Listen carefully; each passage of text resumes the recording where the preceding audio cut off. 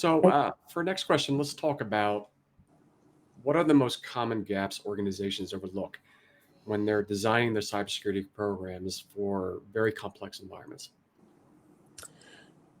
From my perspective, and again, Alex and I have talked about how we come at this from different perspectives. Yeah. I wonder how many of these organizations have got a cyber person on their board. I mean, how are you explaining to your board what kind of risk is being taken, with whatever you're doing in your cyberspace?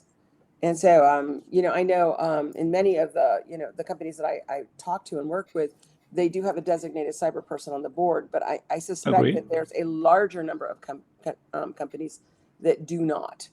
Correct. And so, how much of the risk of what's going on does the board really understand and accept with what's going on behind the scenes with your systems? So I think that's a big piece that's overlooked. Obviously, how are you keeping your people informed of what's going on?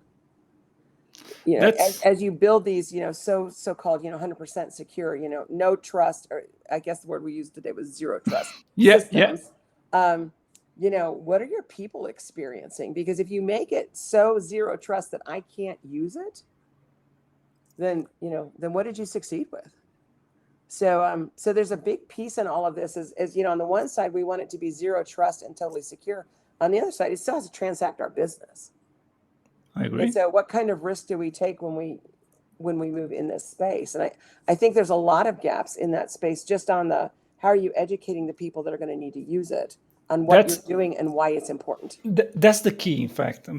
Education and training, and then security awareness. This is what we need.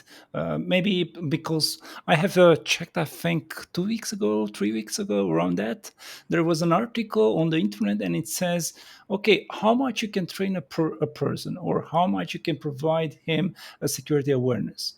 You provide once, you provide twice, but no one I have heard to say when we can do a real scenario.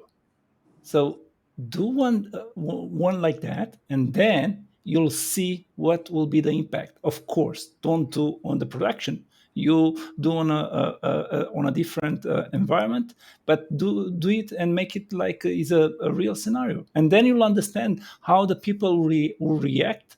If they are doing in a proper way the correct thing, if they understood their role, because they are somehow the first line of defense. If we have a look over there,